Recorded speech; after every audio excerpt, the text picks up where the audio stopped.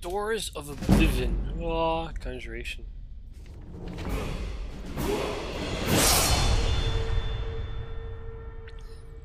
When thou enterest into Oblivion, Oblivion entereth into thee.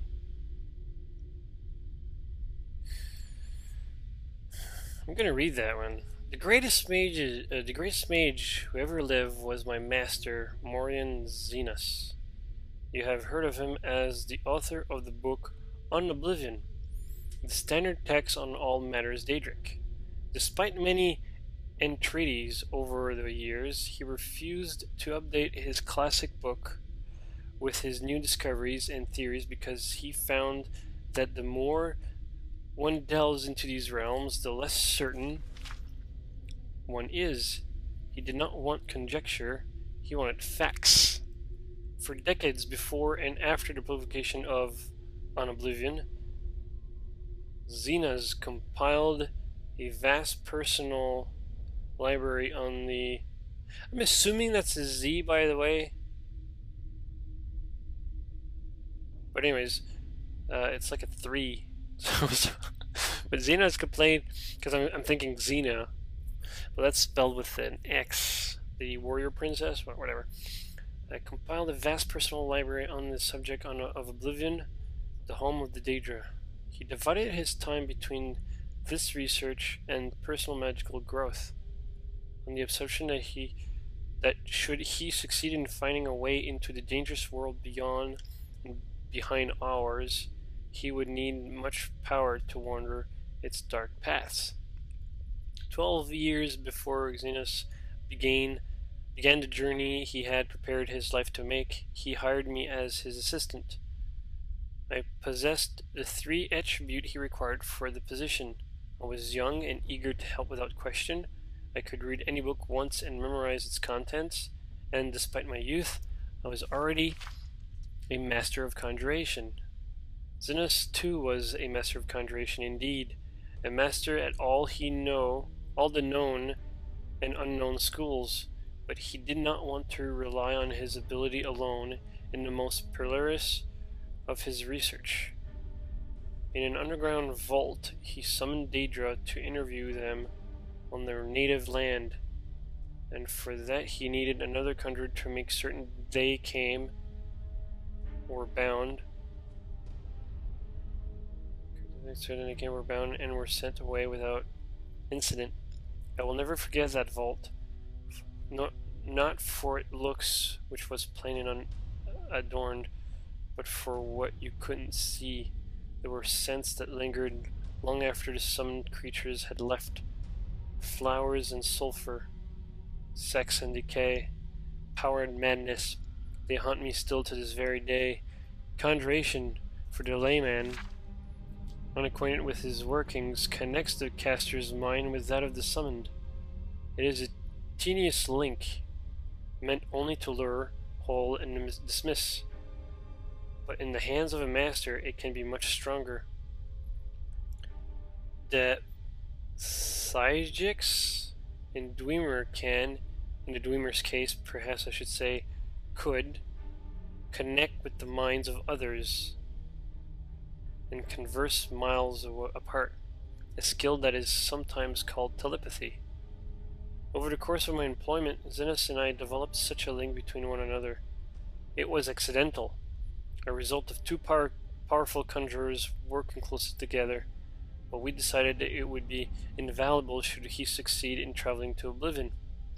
Since the denizens of that land could be touched even by the skills of an amateur conjurer, it was possible could continue to communicate. What?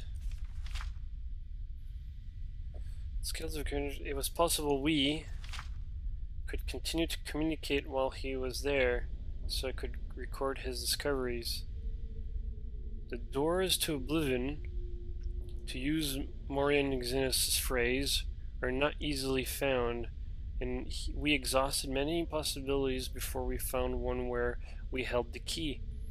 The physics of Artanium have a place they called the Dreaming Cave, where it is said one can enter into the Daedric realm and return.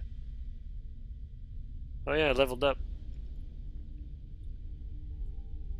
Lachesis, Sorasil, Nematig, many others have been recorded as using this means, but despite many entreaties to the order, we were denied its use.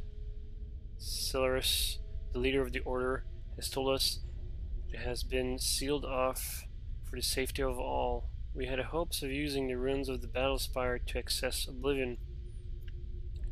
The Weir gate still stands, though the old proving grounds of the Imperial Battle Mages itself was shattered some years ago in Jogartharn's time. Sadly, after an exhaustive search through the detritus, we had to conclude that when it was destroyed, all access to the realm beyond, the Soul Cairn, the Shade Pillars, and the Havoc Wellhead had been broken. It was probably for the good, but it frustrated our goal. The reader may have heard of other doors, and he may be assured we attempted to find them all. Some are pure legend, or at any rate, not traceable based on the information left behind. There are references in lore to Maruk's Abyss, the Corrington Mirror, the Mental Crux, the Crossroads, the Mouth, a riddle of an alchemical formerly called Jacinth, and Rising Sun, and many other places and objects that are said to be doors, but we could not find. It's a very long book. Holy crap.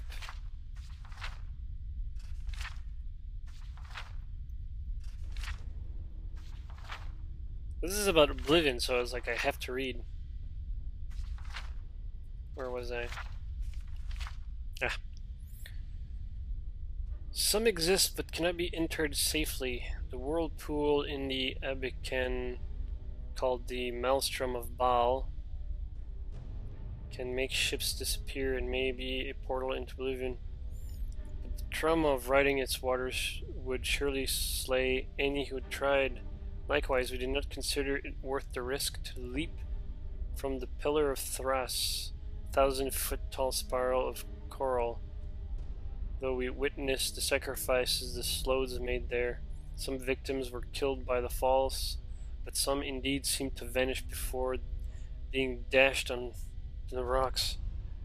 Since the Sloth did not seem certain why some were taken and some died, we do not favor the odds of the plunge. Yeah, no kidding.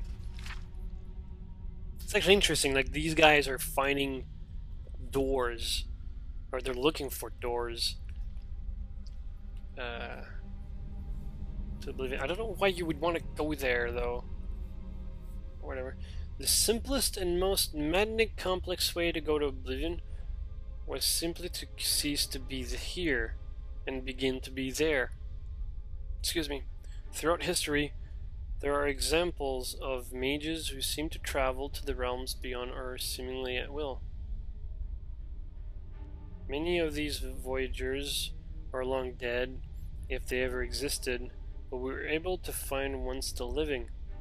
In a tower off Zenfrabel Bay, on the island of Vardenfell in the province of Moran, there exists a very old, very reclusive wizard named Fier. I'm gonna try to remember that name. He was not easy to reach, and he was reluctant to share with Maria's Zenus the secret of door to Oblivion. Fortunately, my master's knowledge of lore impressed Fier, and he taught him the way. I would be breaking my promise to Zenus and Fier to explain the procedure here, and I would not divulge it, even if I could. If there is dangerous knowledge to be had, that it is. But I do not reveal too much to say that Fier's scheme rely on exploiting a series of portal to various realms created by the Telvanni wizard long missing and presumed dead. Against the disadvantage of this limited number of access points, we weighted the relative reliability and security of passage, and considered ourselves fortunate in our informant. Moran Zenus then left his world to begin his exploration. I stayed at the library to transcribe his information and help him with any research he needed. Okay. Dust, he whispered to me on the first day of his voyage. So he went? Oh yeah, duh, because, okay. Despite the inherent dreariness of the world, I could hear his excitement and his voice echoing in my mind. I can see from one end of the world to the other in a million shades of gray. There's no sky or ground or air, only particles floating, falling, whirling around me. I must levitate and breathe by magical means. Zenus explored the nibblest land for some time, encountering vaporous creatures and palaces of smoke. Though he never met the prince, we concluded that he was in Ash Pit, said to be home of Malakath. Oh, really? Isn't that like the Orca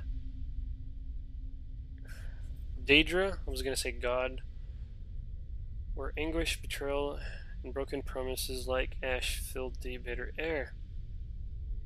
The sky is on fire, I heard him say as he moved on to the next realm.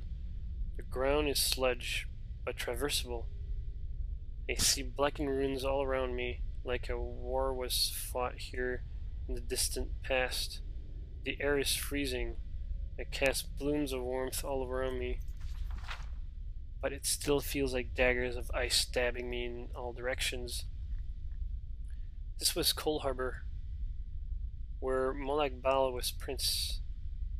It appeared to Zenus as if it were a future Nirn under the king of rape, desolate and barren, filled with suffering. I could hear Morak Zenus weep at the images he saw, and shivered at the sight of the imperial palace, shattered with blood and excrement.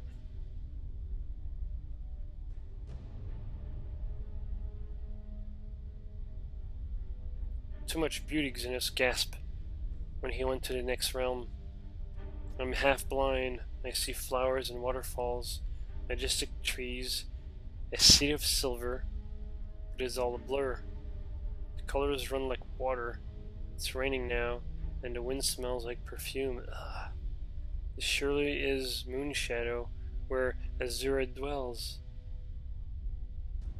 Zenus was right, and astonishingly he even had audience with the Queen of Dusk and Dawn in her rose palace. She listened to his tale with a smile and told him of the coming of the Niverine. My master found Moonshadow so lovely he wished to stay there half-blind forever. He knew he must move on and complete his journey of discovery. I am in a storm, he told me, as he entered the next realm. He described the landscape of dark twisted trees, howling spirits, billowing mists, and I thought he might have entered the deadlands of Menri's Dagon. Then he said quickly, no, I am no longer in a force. There was a flash of lightning, and now I'm on ship. The mast is tatered, the crew is slaughtered. Something is coming through the waves. Oh God! Wait, now I'm in the dark dungeon. In the cell. Where the hell is he? He was not in the Deadlands, but Quagmire, the nightmare realm of Val.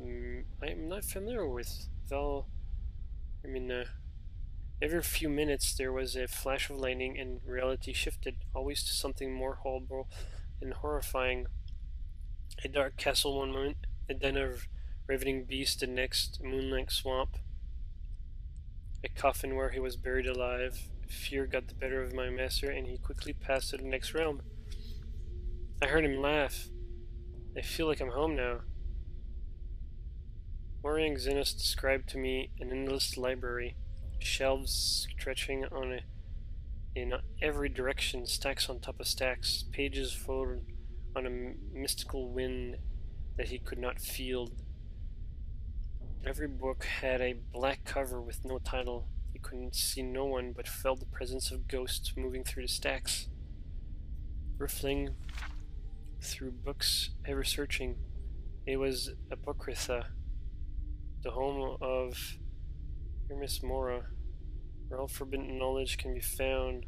I felt a shudder in my mind, but I could not tell if it was my master's or mine. Whereas Zenus never traveled to another realm that I know of. Throughout his visits to the first four realm, my master spoke to me constantly. Upon entering the Apocrypha, he became quieter, and he was lured into the world of research and study, the passions that had controlled his heart while unlearned. I would frantically try to call to him, but he closed his mind to me. Then he would whisper, "This cannot be." No one would ever guess the truth. I must learn more. I see the world, a last illusion's shimmer. It is crumbling all around us. I would cry back to him, begging him to tell me what was happening, what he was seeing, what he was learning.